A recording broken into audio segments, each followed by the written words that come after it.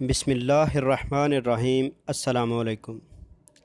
آج میں آپ کو بتاؤں گا کہ حرم مکی اور مسجد نبوی میں باجماعت نماز کون کون ادا کر سکتا ہے اور وہاں باجماعت نماز پڑھنے کا طریقہ کار کیا ہوگا، تو اس کے بارے میں آپ کو مکمل ڈیٹیل بتاتا ہوں۔ اس سے پہلے اگر آپ اس چینل پر نئے ہیں تو کائنڈلی اسے سبسکرائب کر لیں۔ سعودی عرب میں حرم مکی اور مسجد نبوی میں نماز باجماعت کے دوران صفوں میں فاصلہ رکھنے پر عمل درآمد کو یقینی بنانے کے لیے مقررہ کمیٹی نے انتظام سنبھال لیا ہے۔ کرونا وائرس سے حفاظت کے لیے صرف حرمین شریفین میں محدود پیمانے پر فرض نمازوں اور تراویح کا باجماعت اہتمام کیا جا رہا ہے۔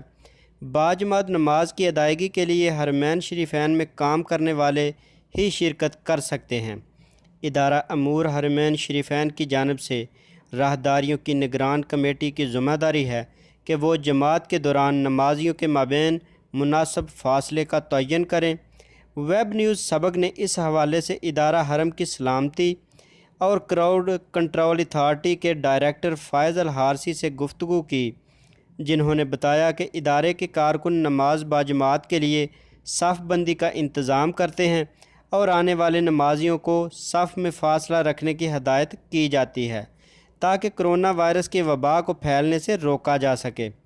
الحارثی نے مزید کہا کہ حرم مکی میں انتہائی محدود مقام نماز جماعت کے لیے مخصوص کیا گیا ہے، جسے نماز سے قبل مکمل طور پر سینیٹائز کیا جاتا ہے۔ مصلی میں مقررہ نمازیوں کی مقررہ تعداد پوری ہونے کے بعد اس مقام کو دیگر نمازیوں کے لیے بند کر دیا جاتا ہے۔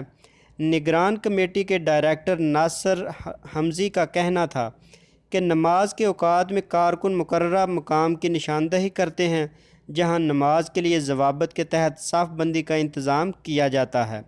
واضح رہے، حرمین شریفین کے علاوہ مملکت کی کسی مسجد نماز باجماعت یا تراویح کی جماعت ادا نہیں کی جا رہی، بلکہ ہر اذان کے ساتھ مؤذن گھروں میں نماز ادا کریں کے الفاظ ادا کرتے ہیں تاکہ لوگوں کو اس وبائی مرض سے محفوظ رکھا جا سکے۔